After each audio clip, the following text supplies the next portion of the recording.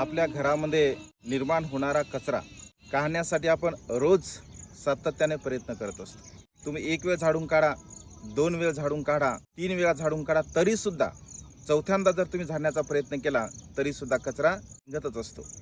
बांधवांनो, अनेक वेळा झाडून काढल्यानंतर सुद्धा साधा घरातील कचरा निघू शकत नाही, तर आपल्या मनामध्ये किती कचरा साचलेला आहे। या मनातील कचऱ्याला, या मनातील विकारांना नष्ट करण्यासाठी, या कचऱ्याला साफ करण्यासाठी किती प्रयत्न आपल्याला करावे लागतील।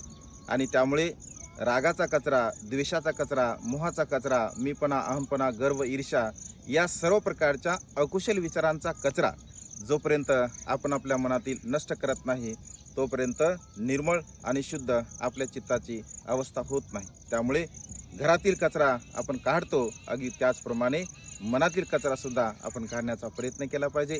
नमो बुद्धाय, जय भीम।